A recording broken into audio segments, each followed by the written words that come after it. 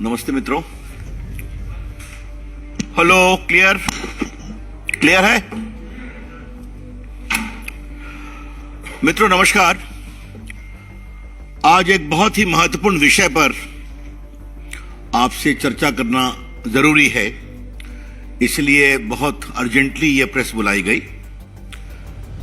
जिन हमारे मित्रों को थोड़ा इनकन्वीनियंस हुआ है, हम क्षमा प्रार्थी हैं, लेकिन यह विषय ऐसा था जिसमें आपसे बात करनी जरूरी थी। यह विषय पेगासस के संबंध में है, जिसको लेकर कांग्रेस पार्टी, वामपंथी पार्टियां और देश के स्वयं सिद्ध बुद्धिजीवी और एनजीओज जिनका एक ही उद्देश्य है मोदी जी के खिलाफ कैंपेन करना, उन्होंने बहुत तूफान पैदा किया था। आपको याद होगा 21 से कहानी चल रही थी।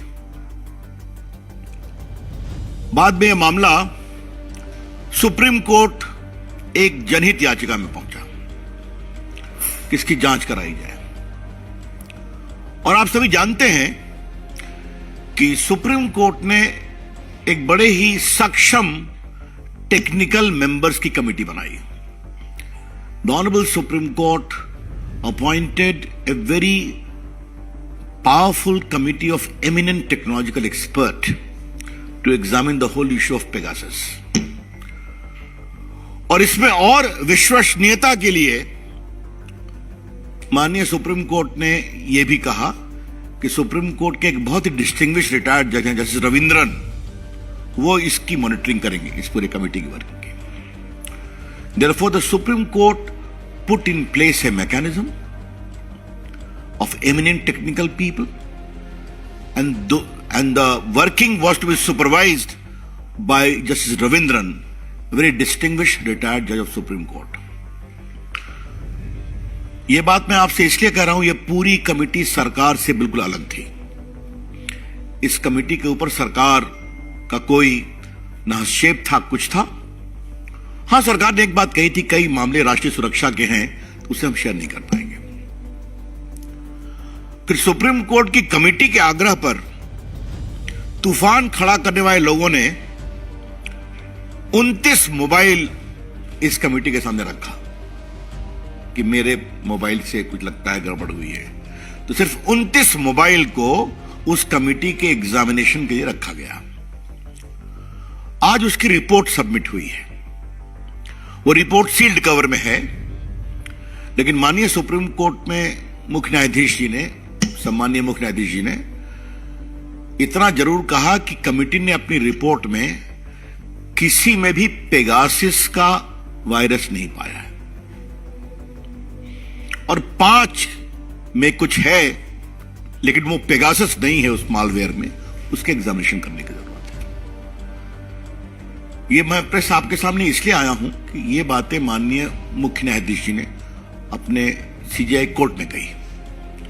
उन्होंने कहा कि इस पूरी रिपोर्ट को हम भी नहीं जारी करेंगे, क्योंकि कई मामला राष्ट्रीय सुरक्षा से संबंधित है, लेकिन इसका एक एब्रिज्ड वर्जन हम जनता के सामने इसको प्रस्तुत करने का आदेश देंगे। The crucial point two note is the high profile technical committee consisting of eminent people of technology, supervised by an eminent retired judge of the Supreme Court, has not found any Pegasus virus in the 29 mobiles submitted for examination. 29 mobile जो submit किए गए, उसमें किसी में Pegasus नहीं पाया गया। 5 में एक मालवेयर है, उसकी वो जांच करने का आदेश है। अब देश के सामने बोलने का हमारा दिन है। क्या क्या खुराफात नहीं किया था इन लोगों ने। मेरे पास सारे कांग्रेस पार्टी के स्टेटमेंट्स हैं जो बदूनी जी उनकी टीम ने निकाल के रखा हुआ है। याद है ना, कांग्रेस ने आरोप लगाया था देशद्रोह का आरोप लगाया था। इन्होंने पिछले साल मॉनसून सेशन को होने नहीं दिया था। और जो रिपोर्ट आई है तो मालूम हुआ हाली 21% प्रोडक्टिविटी हुई।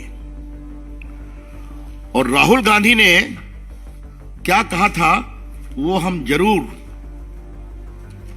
आपके लिए कहना चाहेंगे।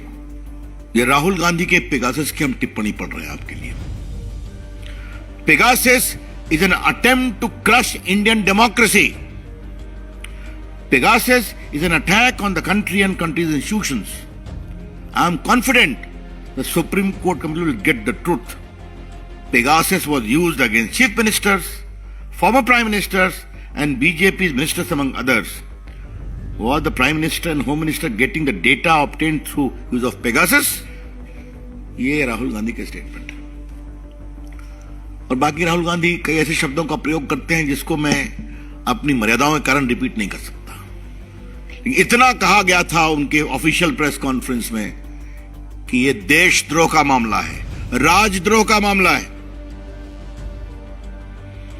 क्या राहुल गांधी कांग्रेस पार्टी माफी मांगेगी, जिस पर इतना तूफान खड़ा किया गया देश भर में कि भारत में जनता की प्राइवेसी को नुकसान बताया जा रहा है, इंस्टीट्यूशंस को कॉम्प्रोमाइज किया जा रहा है, प्रधानमंत्री अपनी पार्टी के अंदर पेगासस के द्वारा सर्वेलेंस करा रहे हैं, विपक्षियों का करा रहे हैं, पूर्व प्रधानमंत्रियों का करा रहे हैं, आरोप शुरू हो गया। तो क्या आज कांग्रेस पार्टी माफी मांगेगी?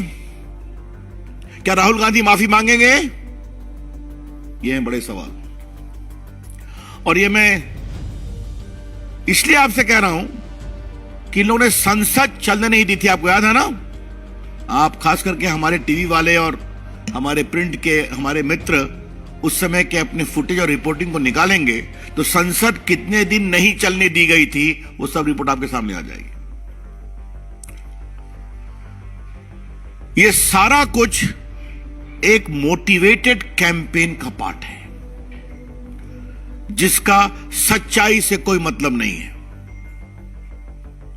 इसलिए आरोप लगाते हैं और भाग जाते हैं। और उसके सार में क्या है? उसके सार में है कि मोदी जी को कमजोर करने, मोदी जी के खिलाफ अनर्गल बयान देते रहो। ये बात मैं आपसे इसलिए कह रहा हूं, याद करिए पेगासस पर तो दुनिया में चर्चा हो रही थी और कई देश जो इसका प्रयोग करते हैं उनका नाम नहीं आ रहा था, लेकिन भारत में इसका दुरुपयोग हो रहा है, यह चर्चा दुनिया में हो रही थी या दुनिया में करवाई जा रही थी। हिंदुस्तान में 3-4 मीडिया के मीडियम्स ने, मैं किसी का नाम नहीं लूंगा, प्रिंट एंड इलेक्ट्रॉनिक्स बोथ, क्या कैंपेन किया था? The BJP is entitled to respectfully ask the leading newspapers और journals or digital mediums who's unleashed a sustained, motivated campaign against Prime Minister in particular and his government in general. This government survives on snooping, on spying. क्या-क्या शब्दों का प्रयोग किया गया था। लेकिन Congress party और राहुल गांधी ये नहीं समझते हैं कि झूठ का सहारा लेकर वो अपनी पार्टी को विस्तार करने की कोशिश करते हैं, लेकिन झूठ का भंडा फूट जाता है तो पार्टी और सिकुड़ जाती है। The problem of Rahul Gandhi and his party and his associates in the NGOs that they have so much animus against our popular Prime Minister Narendra Modi ji and his government that they resort to falsehood to expand their party, and the moment the falsehood explodes, the party shrinks further. Rahul Gandhi, Congress party, Sonia ji, 2 चीज का आप ध्यान रखें, बड़ी विनम्रता से कह रहा हूं, लोकतंत्र लोकलाज से चलता है। Democracy shines and prospers on certain well-defined norms of public life. तो झूठ की खेती बहुत दिन नहीं चलती। ये मैं इसलिए कह रहा हूं, पेगासस, उसके पहले राफेल उसके पहले जो दिल्ली में पार्लियामेंट बन रही है और सारा जो विस्तार बन रहे हैं, उसके लिए क्या कैंपेन किया गया, क्या छोड़ा गया, कैसे शब्दों का प्रयोग किया गया। और एक चीज आप देखिए, झूठ का सहारा लेकर आरोप लगाना और फिर पीआईएल की छतरी में कोर्ट पहुंच जाना, यह तो माननीय उच्च न्यायालय ने स्वयं ऑर्डर किया है, लेकिन वो भी एक पीआईएल के ऊपर किया। तो झूठ का सहारा लेकर कैंपेन करना और प्लस उसके पश्चात पीआईएल के सहारे से कोर्ट पहुंच जाना। इनके मित्र, इनके सहयोगी पिटिशनर बनते हैं और उसके बाद चाहे वो राफेल हो, चाहे वो सेंट्रल विस्टा हो, चाहे आज का पेगासस हो, हर को सुप्रीम कोर्ट ने रिजेक्ट किया और बाकी कोर्ट ने रिजेक्ट किया। आज हमें एक बात और कहनी है, और ये बात हम बहुत विनम्रता से कह रहे हैं, कांग्रेस पार्टी स्पाइंग पर हमें नसीहत न दे।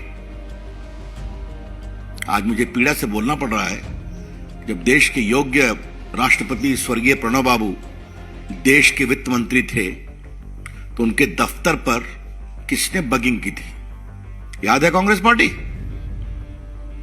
उसको च्युइंगम गेट कहा जाता था, याद होगा अनिल बलूनी। और हमारे पास आंकड़े भी हैं कि कांग्रेस की सरकार में कितना अधिक बाकी चीजें करने की कोशिश की गई है, ये सबके आंकड़े हैं। आप कहेंगे तो हम वो भी दे देंगे कि 13 तक सैकड़ों चीजें जिस तरह से की हैं।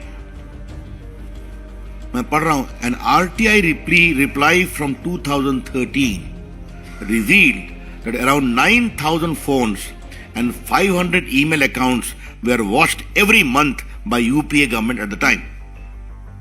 ये आरटीआई के रिप्लाई में है। कांग्रेस पार्टी 9,000 फोन और 500 मेल अकाउंट को एवरी मंथ वॉच करती थी, तो हमें ज्ञान न दें। और एक बात हमें कांग्रेस पार्टी को और कहना है, ये लोकतंत्र है, मैदान में आ जाइए, जनता ईमानदारी से वोट देती है, लेकिन प्रायोजित कैंपेन, झूठा कैंपेन, प्रायोजित पीआईएल और हर का डिसमिसल, इससे आपकी पार्टी नहीं बढ़ने वाली है, क्योंकि नरेंद्र मोदी की सरकार ईमानदारी से काम करती है। गरीबों की चिंता, किसानों की चिंता, देश की चिंता और देश की सुरक्षा की चिंता।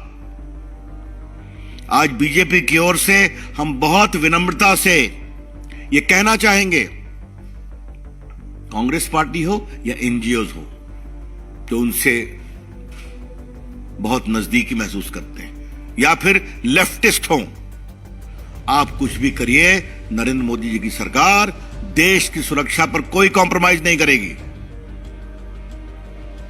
और उसी का असर है कि कश्मीर में पिछले 15 अगस्त को इतने झंडे फहराए गए, चाहे वो शोपियां हो या बाकी भी क्षेत्र हो, कि झंडे कम पड़ गए। हम देशभक्ति का सौदा नहीं करते, देशभक्ति हमारी प्रतिबद्धता है, भारत की सुरक्षा हमारा कमिटमेंट है, and there shall be no compromise on that.